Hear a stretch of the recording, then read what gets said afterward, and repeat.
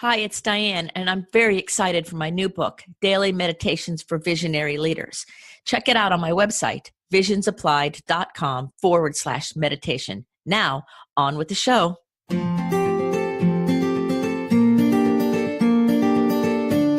If you are listening to this podcast, it means you are searching for someone who understands you, someone who gets you. You are yearning to be understood and to belong. Welcome to the Someone Gets Me podcast, where we help smart, talented, and sensitive people navigate an often insensitive world. Let's welcome your host, ambassador, author, speaker, and mentor, Diane Allen. Diane has the experience and knowledge to educate and inspire, as she has been there and understands your unique intensities and their challenges. Hi, everybody. It's Diane again from Someone Gets Me. We have an amazing guest here today. This person is a change maker, an innovator, and inspiration leader like no other. I'm so honored that he's here with us. This person is a major contributor to big corporations and solopreneurs. We will find him talking to people, working the crowd, being open and receptive to help people no matter what their question, from the beginner to the advanced person. This guy is the person that they seek out for innovation, experience, and also his awareness of what's coming next. Chris Krimitsos is with us today, and he brings a unique perspective of success from both sides of any event. He can help with challenges, and he helps organize people together in a way I've never seen before. He is a founder of Tampa Bay Business Owners, which I am a member of, and happily so. And he founded it in 2008 and has grown it and inspired business owners in the Tampa Bay area for all these years. And then he has started this amazing now international event called Podfest Multimedia Expo. And he used the local community to help put it together, and it has grown exponentially. In 3 years, he has gotten it to over 500 people coming. And next year, they have actually gotten huge space for over 1,000 people. I'm so excited. I've already got my ticket for next year. Chris channels his energy also into inspiring people through the podcast community. He has CK Productions, which he's the founder of, right? And he has also a movie out called The Messengers, a podcast documentary, which I've also seen, and it's amazing. If you have not seen it, it is a thing to see, especially if you're listening to podcasts and you really want to know about what this is about and what happens behind the scenes. Chris's movie is moving, and every time I see it, I get tears in my eyes in certain places. He's hosted and produced TV shows. He is an interviewer that is second to none in my book, and I'm so honored that he's here to answer my questions. This is amazing. He has a unique skill to stay on top of and actually ahead of the curve. And so whenever you hear Chris talking about something, you'll see it show up as, common knowledge in around 2 or 3 or 4 years. And we're all going to say, well, we knew that already because we've listened to what Chris had to say. So Chris, I welcome you to the show. I'm excited to be on the show. Thank you so much, Diane. That was an amazing intro.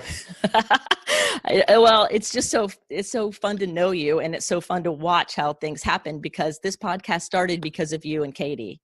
And if it wasn't for you saying, do it, I wouldn't have the podcast to even invite you on. So this is so exciting. So I have my first question for you. How do you manage your tendency to overthink? Well, the challenge is I overthink and I overact. So I tend to take action on a lot of things at once as well. So what I do, and I did it today, is I go for walks. And I've instituted my daily walks. And when I go on a daily walk, I talk to myself and I think out loud. And I visualize my thoughts. And then what I try and do is focus on the ones that are thoughts that I need to take action. So in order to give you an example, before I started Tampa Bay Business Owners, I'd go on walks and I would visualize 100 people in front of me, and I would visualize the community. Literally within 6 months, that visualization became true. Mm-hmm. And I was so stunned by 6 months later, standing in front of 100 people, that I stopped, because it kind of was like that surreal moment, like what was being visualized is in front of me. I've never done that since, because it was an awkward moment for the crowd and for me, because for me, I stopped like in deep thought, when I up on stage. You don't want to do that always, but it's a very powerful thing. So I'm able to what I call basically visualize what I'm looking for, and then I allow myself the creativity to pass through me on other multiple things that as an entrepreneur or creative I would want to do, but I cut them loose and then I focus in on what I'm focused in the moment so I could grow what I'm doing and build upon it. I think that's really important because gifted people and people with overexcited abilities and visionaries, we all have 1,000 ideas, and it's really not what can we do. It's more about what are we called to do, or what's the one thing that really rises above everything else. Otherwise, we'll just be so distracted everywhere. So visualization is a really good idea. And I like the idea that you take a walk too while you're doing it. So it puts all of you in it. That's amazing. That's really cool. And so you are seen as a visionary by everybody who knows you, and probably by yourself as well, hopefully. And I would like you to talk to the audience a little bit about how it's been for you, like your lifetime. When did you realize you were a visionary, and how have you chosen to live that as part of your calling and who you are underneath the surface there? Yeah, when I was a child, I was very curious, and I think I visualize a lot. So I'll take visionary as someone that visualizes into kind of the future, what I see. Right. But as a child, I used to ask a lot of questions, and I still do now. I've purposefully kept my childlike nature into adulthood. And there was times when I lost it, and I said to myself, what's going on here? And then I realized, wait a minute, I'm off track. Things are getting too serious. You have to be curious like a child. So when you're curious like a child, and I get this compliment, we do success safaris, as you know, and they're business guided tours of places of business. So anyone listening, it's basically an adult field trip at like the local aquarium, but they're telling us their profit and loss. So it's like field trip with a business backbone to it, right? Right. And the compliment that the people on tour always give me, they'll say that there's two sets of groups that ask a lot of questions. They go, one is your group, the Tampa Bay business owners, and the others are 5-year-olds. And the one lady said, don't take offense to this. And I said to her, no, I don't take offense to that. The fact that we have a group of people that are still inquisitive the same way when you're 5 years old and everything is new is probably one of the biggest compliments you could get. So I try and keep my curious nature always intact. And that allows me to really poke and prod and learn about new things. And then that allows me to open up those doors. And then, I'll look through the doors and there's things that really interest me. So back in the day, social media, I know it's ubiquitous now, but in 2008, very few people were talking about it. I didn't realize how few at the time, but we were teaching it. And then when audio was going through a renaissance in 2013, 2014, we caught on. Now it's mainstream. We're getting into a mainstream nature of the on-demand audio. But at the time, there was a very few small group of people that kind of realized what was going on. So I think being curious allows me to see it. But then the curiosity allows us to go beyond that. And what I mean by that is most people see a podcast as an interview. Well, my curiosity said, okay, well, what else is it? Technically, podcast is audio copywriting. It's audio on demand that can be SEO'd. There's a lot of different things, search engine optimized in ways. So there's a lot of different things audio can be. And my curiosity started going down that rabbit hole, and I became, one of the foremost experts in on-demand audio. Not purposefully, just by being curious and pursuing that question. And so the curiosity and asking all the questions kind of helped guide you down the track. And as you kept opening the next door, you kept seeing the next opportunity. And then that's where the action taker part of you comes in, right? Yeah. I enjoy communities and I enjoy watching people shine. That's kind of what I enjoy most. So I'm one of those people that watch The Voice or whatever, any of these competitions. Mm-hmm. And if I see someone grow personally and they perform perfectly, I'll tear up from pride. So I had to ask myself, like, why am I doing that? My wife's not tearing up from pride. I'm so emotionally attached to other people's success. So I'm the reason why I build communities is I love watching people grow. Otherwise, quite honestly, it would have been easier for me just to be a solo speaker, built out my career, been one of the top guys that everybody talks about, and just moved about my business. But that's not, obviously, I chose a different path intuitively. and I like watching people shine. And kind of to get back to what you were saying, there's two things that I really enjoy. One is having a future to live into. That really gives me a lot of passion. And two is being curious like a child. And if I could do those two things, it makes me a better person, and it makes me much more open to, I guess, a world of possibilities. And then I just keep, like you said, opening those doors. And I question, though, as I open them, I'm always asking questions. Is this relevant? Does this help people? How would it help people? Who does it help? So that's kind of more the strategic thought process. So I always have that going on. Oh, that is amazing. And it leads right into the next question. And you didn't even know what I was going to ask you. I would like you to share with our audience is all these gifted, overexcitable people. And sometimes one of the big challenges is communicating effectively and moderating, being very emotionally sensitive and connected, or thinking so fast that they get ahead of themselves and those kinds of things. And you're an awesome communicator, both in the community, individually, one-on-one, in front of an audience. And I've seen you act, in all those settings, and you are a great communicator.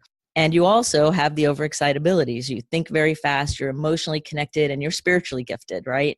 So what are some strategies that you use to kind of help you stay dialed in? Like when you're in a room full of a ton of people and it's noisy, but you're able to dial into a conversation and not let all that background noise distract you, and those kinds of things are. I'd love for you to share some of your strategies to do that, because you're very good at shifting gears and accommodating those different kinds of situations that are not natural for someone with all these intensities. Well, it comes with time. So when you're in a group of 100 people and a lot of them want your time, I always will zero in and talk to the person that's in front of me and kind of, I don't know if it's a habit, but I zero out anything around us. And then when that person's done, you transition to maybe someone else needs to talk to you. So it's just making sure that the person's in front of you is the most important person that you're talking to. Individually, one-to-one, I just genuinely enjoy learning about people's stories. I still remember when you and I sat down and you showed me your book of Machu Picchu and the trip, and the air was very thin, and the natives, I think, give you coca leaves, if I recall correctly, to help. Yes. So I remember that because it was a very vivid story you were sharing with me. And who doesn't want to, go up to Machu Picchu? It's usually on people's bucket list. So I still, my wife will always say, because I get frustrated with her sometimes, she doesn't remember certain things. She's like, you don't understand. Not everybody remembers every story from everybody they met. You just happen to have this skill or whatever. I don't know if it's a skill. All I know is, as a child, I love talking to people, love talking to my grandparents, and I love learning stories. So I have a love for stories, and what I'm starting to do now, Diane, is writing them down, because I have so many great stories I could share, but I forget about them because they're kind of locked away in compartments in our brains, and each story has a different lesson for different people. Mm-hmm. It just, for me, I have a love for stories. So if someone wants to share a piece of themselves with me, I think that's, I always say this, there's some people that trade their life for money, the acquisition of money. And I think you need to be financially successful to really help you accomplish a lot of the things you need, because then you don't have to worry about the mundane things. But then you have people that literally all they do their whole lives is collect money. And I think it's a travesty, because they sacrifice many times human relationships and building out these stories, and there's a richness to the human fabric. And for me, that's kind of what I've always want to fill up my life, is with getting to know people, connecting with them, and knowing and understanding their stories. So it's just something that I have a deep love for. So naturally, when I talk to someone, I really engage and enjoy the story, and I set them at ease many times, because I don't really have any expectation other than us trading stories. And then if it's a business conversation, I always say at the end, if there's any synergies that we could explore, I'd love to look into that. And how could you not do business with someone that you really enjoyed their story, or they're a really great person? It really works, Right, exactly. And so that allows you then to have that focus too when they're in front of you, because you're naturally engaged in the story, and allows for that deeper connection. And the big lesson there is you naturally have the ability that you also let yourself use that is not just prefrontal cortex to prefrontal cortex. It's more than that. It's the energy of the connection. It's the person. It's their emotion. It's what drives them. Because I remember that day talking to you too about Machu Picchu and showing you the picture of me at the energy rock and all of those things, and how it meant so much to me that you actually heard everything I said. And it was a real authentic story. You weren't just like trying to see who I was because we had just met recently. It was like you cared about the story. That experience as the other half of that story was really moving to me. And I still remember it too. So that's part of the gift. That's part of your ability to bring all your gifts together. And so that could be a really good strategy for people, is to start realizing that all your gifts can come together as one huge big package, right? Yeah. And you need to detach yourself from the outcome. And I don't know how to explain this, but for instance, if I set a goal at PodFest this past year, I set a goal to have 1,000 attendees. Okay, we hit just south of 700. Show factor. At any one given moment, there's like 500 people in the room. Okay, right. I didn't hit my goal, but I was still extremely happy because I put everything out there to get to the 1,000. But I was not disappointed where we were as far as numbers. So I'm detached from the outcome, which allows me to have long-term superior result, if that makes sense. So I'm still working and plugging away 100%. But if I don't hit my goal, I'm not going to beat myself up about it. So that's something else I do. I don't really dwell on that kind of stuff. Then I just move forward to whatever the next challenge is. And I see a lot of overachievers. And, we work, that's who we deal with. It's DBBO is a group of overachievers, really. They beat themselves up. And I don't think that's necessary. As long as if you didn't give everything you had and you laid up, then that's different. You got to look inside and say, why did I do that? But if you gave everything you had, and wherever the numbers fell, they fell, then I think you should be detached from blaming yourself and just moving on and moving forward.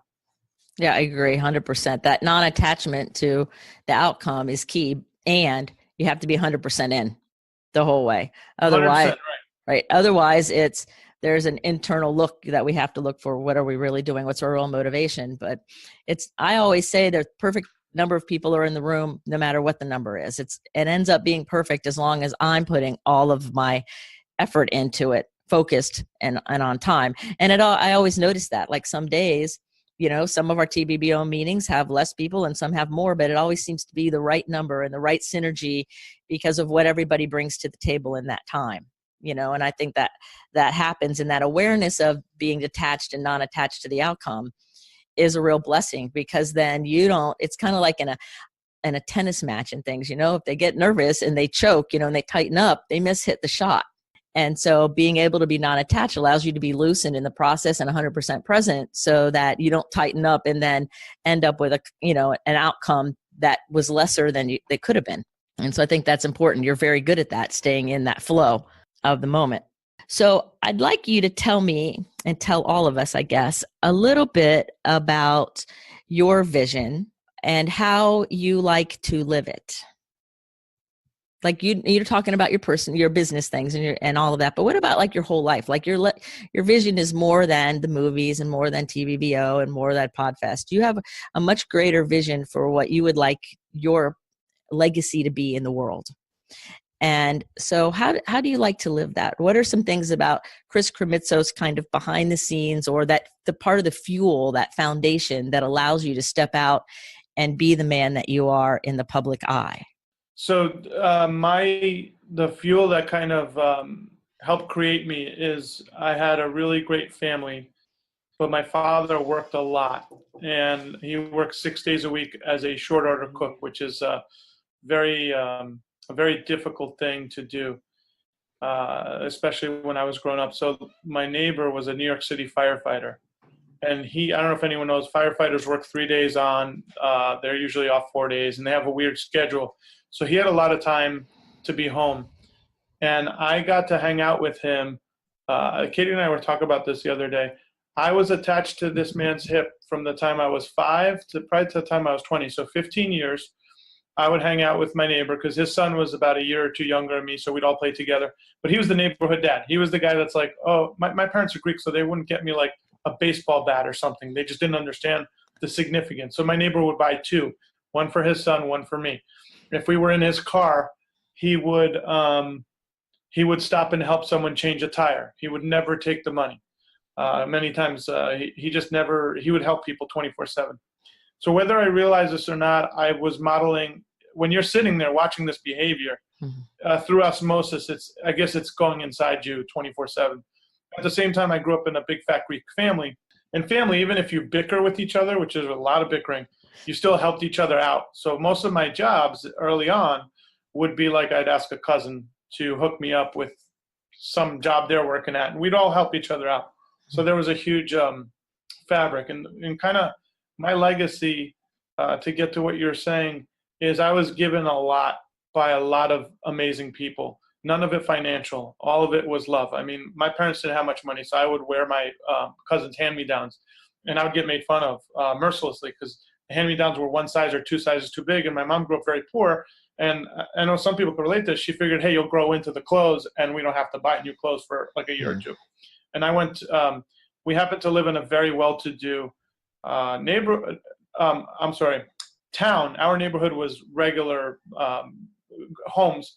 So it was a very weird thing to live in, where everybody had nannies raising the children. And we were literally middle class, but it didn't feel that way growing up where I grew up, if that makes sense. We felt like, the outsiders. So long story short, my neighbor passed away. He helped me move down to Florida in 2004. February 14th, I moved from New York to Florida. And then 2 months later, in April, he passed away from a massive heart attack. He had never recovered after 9/11. He was a New York City firefighter. So him and his friends were digging out other friends there. And he had gotten through a divorce. So he literally, I always say, died of a broken heart. So the legacy that was instilled in me was I was 25 at the time, or something like that. The legacy was to utilize whatever life force I have left every day and help other people, whether it's connecting them, helping them to the resources they need, or giving them a pat on the back and telling them they're doing a phenomenal job. And that's kind of how I started producing local television shows. And that's how I wound up creating Tampa Bay Business Owners, the Florida Podcast Association, Podfest, Multimedia Expo. Everything I have has a community element to it. And it's probably because I grew up in a Greek and an Italian community, because I would eat two dinners. I would eat my mom's Greek dinner, then I'd run across the street, because it was like a cul-de-sac neighborhood, go to Marky's house, and he would have an Italian dinner. So literally every day of my childhood, I ate two dinners, and I didn't want to disappoint either one of my families. So I was very fortunate that a lot of love got poured into me. And when he passed on, I'm literally his walking tombstone. I am the legacy that he left behind. That is beautiful. I have goosebumps. That's amazing. And that just goes to show that it's not about money. It's not about things. It's about that connection. And somebody gave to you and you're giving to all these other people, which is really cool. I think that's neat. Oh my gosh, I have tears in my eyes. Yeah, I don't talk about it too often. But after he passed, I went to Big Brothers, and I joined Big Brothers. And I was assigned a twin, and then the other twin was assigned someone else. And I remember the lady asking me, why are you doing this? And I told her kind of my neighbor, and I just started crying.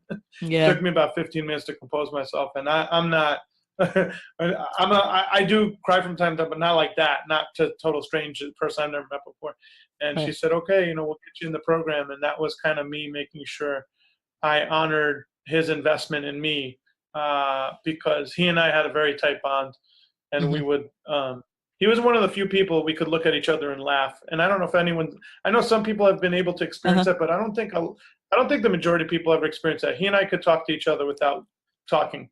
And that's a rare quality. So there was a past life connection. There was some kind of connection there. And I'll never forget that relationship I had with him.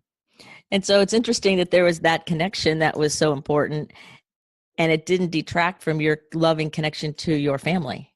No, it amplified it, because he also helped my parents. I remember one day, to give you an example, like how great this man was, and like everybody else, he was a human being. But one day I came home and my mom was like, "Wow, great job on cutting the grass." And I'm thinking to myself, I didn't cut the grass. So she goes, and they were like really proud of me for cutting the grass. I'm like, I don't know if you're joking around, but I didn't cut the grass. So then we couldn't figure out who cut the grass. Turned out my neighbor one day was cutting his lawn, and he had some extra time, so he cut the whole neighborhood's grass, just just since he had time and he had nothing else to do, he cut everybody's grass. I mean, he's just an amazing human being. Oh, that's cool. That's a great story. And everybody's trying to figure out who cut the grass. Who cut the grass? And it was Marky. Well, that has a song in there somewhere, I think. I don't know. That's really amazing. So you're also have a really great marriage and a beautiful daughter. A lot of people who are very intense and overexcitable and driven, especially the guys, have a hard time juggling all of these different things. Sometimes it's like all one or the other. They have really difficulty in their closer, more intimate relationships.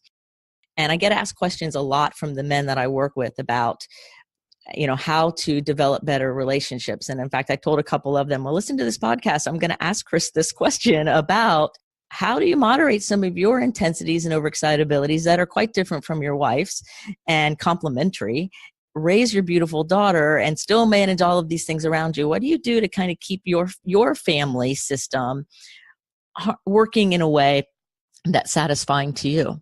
So my number one priority is my daughter. So I go home at 5:00, which is literally the first 5 or 6 years of me running TBBO. I don't think I went home. I have a story where one day I went home at 5:00 and everybody was walking outside and I thought they're all crazy. I'm like, well, these people don't work.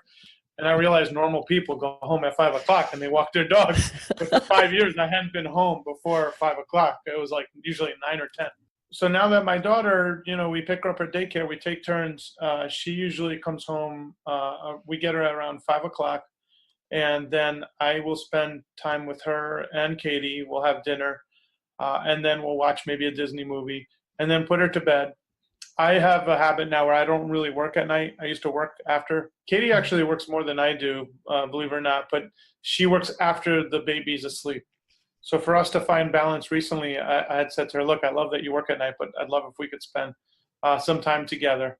But she was, this happens with people that are busy. She was unaware that she was working at night, if that makes sense. It makes perfect sense. The computer and do an email, but an email could stretch out into an hour and a half or 2 hours.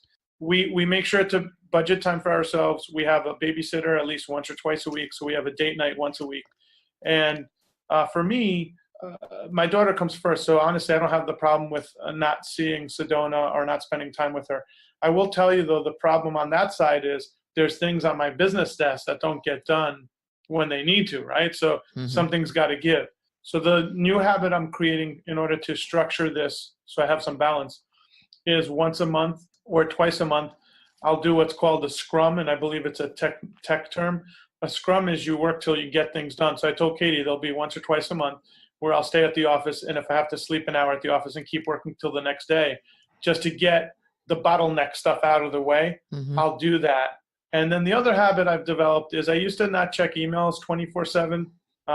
Believe it or not, now when I have downtime, I do check my emails, not on the weekends, but the only reason I do that is I don't want them bottlenecking, and when they bottleneck, it creates a bigger issue. So you have to ebb and flow with this kind of stuff. So when I'm with my daughter, I don't check emails, but when she's down, I might check on my phone 1 or 2 emails just to delete them and get them out of the way.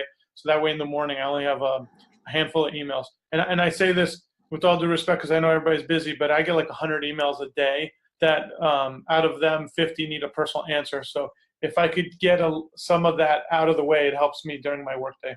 Right. Yes. I get a lot of emails too. And I used to try to do them only at a certain time during the day. And it bottlenecked it so much that then my brain would freeze. I'd get in that overwhelm mode and go, I can't even, there's no way I can catch up. And so now I can't even get there from here. And then it just turns into a mess. And so that's what I've started doing. On every break, I at least check and the important things get addressed as I go. And it stops that overwhelm at night, so that we're not sitting there going, oh my gosh, it's crazy. Yeah, you and me both. So, it's a habit you develop because we live in a world where everybody's sending messages 24/7. I like doing my messages at one sitting, but all I'm saying is from time to time, if it's something I can answer real quick, I'll do it because then it's just one less thing in the morning. Yes, exactly. And then, because there's always something waiting in the morning, right? Yep. And you mentioned something that I'd like you to expand a little bit more about that I think is really key, and that is going with the flow and being flexible. understanding that life always happens, right? And so it's not always going to be this rigid thing. And there's going to be days where you have to do Scrum. I've never heard that before. And that's a great term because I do that sometimes naturally. I'm going, okay, this day, this is what I'm doing. I'm working till everything's off this desk, no matter what it takes. And then we'll move on to the next thing. So what are some things you do to help you yourself stay in the flow? Like a lot of people get real rigid with that kind of thing, and they overwhelm themselves, and then they bottleneck it, and then they just stop. What do you do to help yourself stay flowy? So what I just told you is actually one of the things because I have this. You and I might have similar personality types. When things bottleneck, sometimes I'll avoid it because it's just too much. And then you do something. You work on another project, but your email is bottlenecking. The best thing I could do is try and unkink it before it gets kinked up for me. And then the other thing I do, it's just a work habit. If I'm working, I put on some music, and it allows me to calmly answer my emails. And especially if I get into a creative spot, I love having maybe some Jack Johnson or like John Mayer or Nora Jones, depending what I'm into. Very smooth, easy listening while I'm working because it just makes it more a relaxing experience instead of a stressful experience. And then when things really, hit the fan, I don't let the stress get to me because I know I will answer what I can when I can. Sometimes I took on too much. So what I've done this year is I've taken a couple of projects off my shoulders and basically sunsetted them so I could focus more on, the things I'm building. So sometimes if you got to relook at what you're doing. And I'm a big firm believer on, focusing on 2, maybe 3 things max, instead of trying to do 5 or 10 things. It just gets insane. Yes. Doing every idea with the same level of intensity will drive anybody with an overexcitability, any visionary, just off the chart. And that's my habit too. What you just said is me. I'd love 10 projects because I could do all of them at once and of course be all excitable. But then right now, and quite honestly, when I was single, I could do them, but because I would just sleep I used to sleep in like a recliner. Like I would just work on the laptop and then just pass out on a recliner. So that's because I was so passionate and excited. But in this stage of my life, I need to be really focused because I don't want to take away time from my time with my family. So that's really important. So I focus on 2 things max, and then I very carefully take on a third, and the third thing would have to parlay out of the 2 things that are my primaries, if that makes sense. In other words, I'll give you an example. There's a podcasting network that I invested in about history. Now, the only reason it benefits me is I speak about podcasting around the country for PodFest. So it's an extra slide I could put in for this network. So it doesn't take that much time, and it's got a huge upside over time, right? But if it was a new project that I couldn't put it into my daily day, I wouldn't take it on because it's too much of my time, and I don't have that time. Right. And so that's where you use your critical thinking, and you're paying attention to what the bigger picture vision is in order to decide what's going to get in, what's going to either wait or not get in at all. Because just because it's a great idea doesn't mean it's yours to do, and I bet people come up to you all the time with, Chris, you should do this. What about this? You should do that. You probably hear that constantly. And I'm a big believer in, if I come up with a great idea, but it's not mine, to pass it on so the right person could find that idea and allow it to flourish. So I'm not, it sounds kind of, I don't know if people understand this, but I'm not a competitive guy. So if I have an idea and I think someone should do that idea, I'll give it out to a group and let them know about it. And hopefully the word is spread till the right person kind of is the person that should carry that idea out. Right. And that's part of the legacy, right? Is that community, and we're all one, and everybody's connected to everybody. And so therefore all the good ideas are everybody's in Absolutely. that sense, Absolutely. and that fully aligns with your belief in community and your ability to connect yourself and other people. And that's very important, because I talk a lot about multiple peer groups, and it's so important for people to have multiple groups of people that get them, and where things can really expand and be connected and grow. But that's not going to happen if we're not in a diverse group and around people who can kind of stimulate that curiosity, the thinking, the good ideas, and things like that. So are you working on another film? Are you still going to do more films, or is The Messengers it? Well, we filmed on Messengers too. We started filming. I got to look at the footage. It would have to be something really stark, and the story would have to appear for me. Mm-hmm. Otherwise, what I'll do is I might make 3 or 4 short episodes and release them on something like a YouTube. What I've come to find out is film is extremely difficult unless you go the film festival route and someone distributes your film and gives you some money. Even in the self-distribution, it's just there's not much money there. So my thing is I want to see if I could maybe crowdfund to create some short stories out of the film. And then I'm always looking for really great video and crew people to work with. So I'm working with Full Sail to find I need more crew members that could finish things on time and on budget. So I'm always looking for new people to work with in that area. So right now it's up in the air. I haven't reviewed the footage yet, but I will be making more films. That's for sure. I want to make one about my father's story in Greece and the village he comes from. And they speak a ancient Greek language that's about to die out. It's about 2,600 years old. Oh, that'll be amazing. That'll be great. And so The Messengers, a podcast documentary, is available on iTunes, right? iTunes and Amazon. That was a really special project. It's really inspirational. The first one was amazing. And then we might make a second one if I could align that energy again. Right. But everything kind of lined up. And if anyone wants to learn about podcasting, it's really not, podcasting is a medium we use, but it's a very inspirational type movie. So I'd love for people, if you have Amazon Prime free of charge, or you can go on iTunes, and we had a distributor out of LA kind of carry it out for us. So we're really excited about what we created with that. Right. That's why I dropped it in here, because I would love everybody to watch the movie if you haven't already, because it is very moving. It's not just for podcasters about podcasting. It's about really the heart and soul of the people bringing the message forward, which is part of the community idea that you're talking about. So I wanted to make sure that we had a chance to bring that up, because it is a beautiful work of art that really has the depth of who you are. You can tell that you're the brainchild behind it without question. It's The Messengers, a podcast documentary, and we got the name of the movie came to us because one of our people in it, his name is Lee Silverstein, and he does the colon cancer podcast, and he has colon cancer stage 4.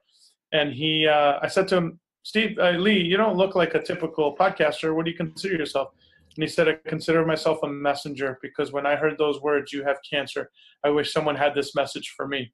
And that's when I looked at our director and I said, I think we got the name for the film, The Messengers. That's what most podcasters are. They're carrying out a message to help the world. Right, exactly. And there's that higher message that goes with it, which is amazing. So is there anything that you would like to share with that audience of people who are beginning entrepreneurs, or people maybe that have a vision and aren't really sure how to follow it? Like, maybe they're working someplace and they're unhappy, or maybe they're in high school and they're like, I have this vision and I want to do something good for the world, but I'm not sure what kind of steps to take. What would you advise, like somebody who's just in that beginning kind of thinking about it stage, but maybe hasn't really taken a step yet? What could those people do to help them like get started? It's a very simple story, and I think it'll tell you how to get started. I never made a movie before I made The Messengers, and I knew that I wanted to make a movie. So the first thing I did is I found a friend that, had some experience with some creative arts. And I said, do you think we could film what we could film? He said, sure. Then I said, do you know how much it'll cost? He said, I don't know, but it might cost quite a bit of money. I said, okay. So then I said, all right, well, I have a couple grand. I'll use the profits from Podfest and we'll just fund the first initial shooting. Then we ran out of money. So someone said, you should do crowdfunding. So I said, okay, well, how do you do that? And they all said, well, it's very difficult to reach 110% of your goal. It's almost impossible. And we hit 110% of our first crowdfunding. So what I would tell anyone, and this sounds very spiritual, but when you're very passionate about an idea and you move forward towards that idea, the answers start appearing. And if you have true faith in what you do, not only the answers, but the people, your mentors and the people that you need to know will appear in front of you. The main thing, though, is to make sure that you're interviewing them, asking the right questions, but keep moving forward and understand that any mistakes that you make are part of the process. And then eventually you'll get to where you want to go, but you just have to visualize it, see it, believe it, and then pursue it. Exactly. The visualizing and the believing in it really are the fuel for the action, right? to be able Absolutely. to follow it. That, you know what? You should write that down. That is the fuel for the action. That's Yes. exactly what that is. Well, that's exactly what you just said. And I think that's true, and I think about it all the time. And I'm like, well, somebody even mentioned it to me yesterday. They're like, well, how do you just keep doing what you're doing? I said, because I just visualize it. I see it. And then I just say yes to the universe. Like, okay, I have no idea how I'm going to get there from here or what that even looks like, but I'll just keep asking questions and finding the answers. And then pretty soon it just starts showing up. And then, oh, that's the road. And it becomes clear. But it's that willingness to take the steps, to actually take the action and actually do that thing. And whatever it is, whatever the vision is. But I also believe if it's in our heart, it's for us to do. Like your vision's not in my heart. My vision's not in your heart because yours is uniquely for you and mine's uniquely for me. And everybody listening to this, your vision's uniquely for you. It's not just, one vision and we all have to try to figure out the piece of it, So I think that's neat when you think about it that way. Like we all have these neat things. It all comes together. I think about that all the time. Like you see someone else, you're like, how did they get to where they are? They're pursuing their own vision. And then we're all just one big tapestry and we all have a little piece to the puzzle. Right. And so if somebody doesn't do their piece to the puzzle, there's a hole in the tapestry, and we don't want the holes in the tapestry. We want everybody to be flourishing, right? That's very true. Actually, there's a lot of people that don't realize their piece and it's waiting for them to be put in. They just got to believe in it. That's right. And sometimes they're a little chicken. So they need people like you to help motivate them just by seeing your energy and everything like that, which is amazing. And so what kinds of things are you working on now? Is there anything that our listeners would like to know about that you would like to tell them about? Podfest Multimedia Expo, right? That's coming up anyone next that year. wants to learn about, March 7th to 9th, but you go to that site. But if you go to chriskrimitsos.com, okay, you could see the current projects in Google. I'm sure we'll respell my name if you butcher it in the search engine. But the new project that I just launched is the Conference Cash Flow podcast. Mm-hmm. So if anyone's interested in learning how to do live events for themselves, and actually, Diane, I should have you on the show because you do your own live event. We're always looking to interview people that do live events to understand the twist of why they do it, what the intention is, and how they get out, how they monetize it, because it's important to make money to feed yourself. So I'm doing the Conference Cash Flow, and we're interviewing people that are live event producers. And I'm going to start dropping in my own information episodes, just me in that. Right. But my goal is, after doing 2,000 events where I've tied communities together, is to teach other people how to do it, so we could have people connecting all over the world, especially in this world where we have these amazing connection tools, but we're also getting sucked into our phone screens and not really connecting person to person. I think live events are just becoming more and more important as we move forward with this tech revolution that we're experiencing. Yes, I think the live events are definitely very important. And I will put your website with your name spelled correctly in the show notes so people can find you, which, they may not know how to say Krimitsos, but they will be able to find you, right? And because I think that's important to see, maybe somebody has some idea, and just reading about the different things you think about and what you're doing and following you can help them be inspired, I think that's important. And Diane, part of the vision that I have for the near future for society at large, things are going to change really quickly over the next 5 years. And artificial intelligence is going to really change how we do things. In other words, not only artificial intelligence, but blockchain technology. Literally, the first title was exchanged via title to a home via the blockchain. And what that means in regular English is I can transact things through this thing called the blockchain almost instantly, that normally would mean I'd have to go to a title company to do, or an attorney, or a CPA. Well, all those industries are going to be almost not needed, probably in 10 years. But I always like going, like you said, I'm always way ahead of the trend. So I'll say 5 years, because the technology is creating it. So right now, manual labor is getting replaced. I know we all understand that. But so are a lot of service-based industries that are like a lawyer. Really what they do is they use their expertise with paperwork. Well, if you have artificial intelligence with the quantum computers that are coming out that are 20 million times faster than the fastest computer we have now, they could actually intelligently design a contract for you in a way that you're like, whoa, that's almost like that's 100% or 99% what I need. And the cost will be negligible. It'll be literally fractions. all these banks are scared because their fees, all these little fees that they charge behind the scenes with merchant accounts, they're not going to exist. So the reason why I share this with you and your community is if you're a creative, that's going to be one of the hardest areas to really duplicate is a lot of the creative things that creative people do. So keep that in mind and understand that with all this upheaval, there's a lot of opportunity out there. I don't know what those opportunities are for each person, but if you understand that with change, there's a lot of opportunity. Well, we're going into hyperspeed change in the next couple of years. And also, if you're stuck at a place and you want to change, whether you like it or not, change is going to come to you while you're waiting to change, if that makes sense. It's going to come find you. Entire industries are going to get replaced overnight. So I would rather you listen to this amazing person named Diane Allen and follow her words, because I'd rather you change before change comes finds you. Right. Like I said yesterday to my group, change before you have to. Yeah. Right. Because it's going to happen. Happen to all these newspaper reporters. Right. And we're watching it happen all the time. And it's funny because we're talking about you being a visionary. And the very next question I was about to ask you was, what do you see for the future? And you answered it before I could ask it. So I'm like, there you are. The visionary already knows where it's going. I'm cracking up going, see, of course.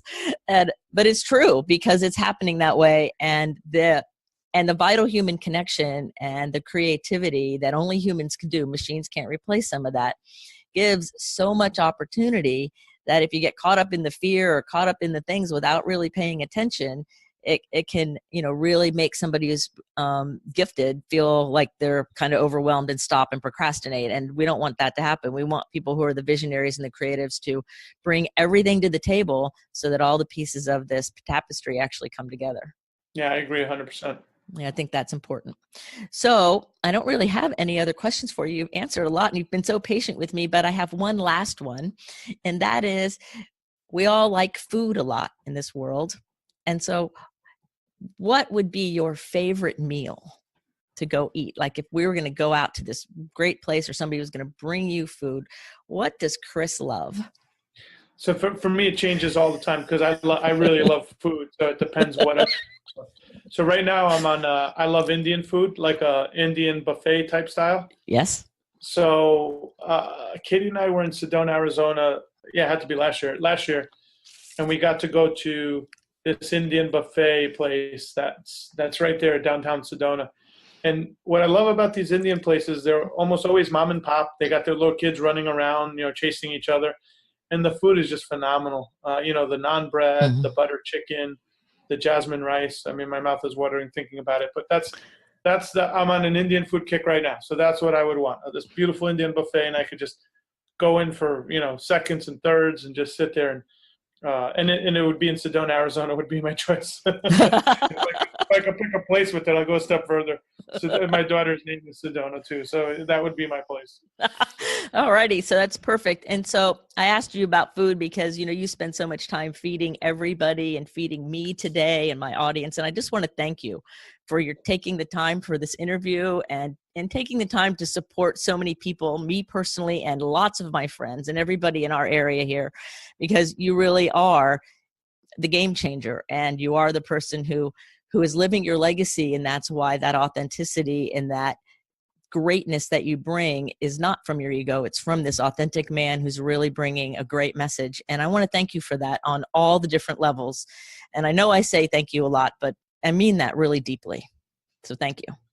And I received that. Thank you, Diane. It means a lot.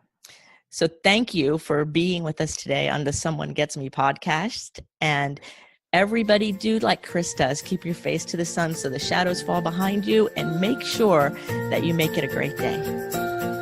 Are you tired of searching for someone who understands you?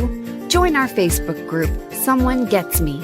In this group, you will be able to connect with others who are intense, sensitive, smart, talented, and wanting to be understood. Diane shares her insights and teachings, and you can connect with others. Join today.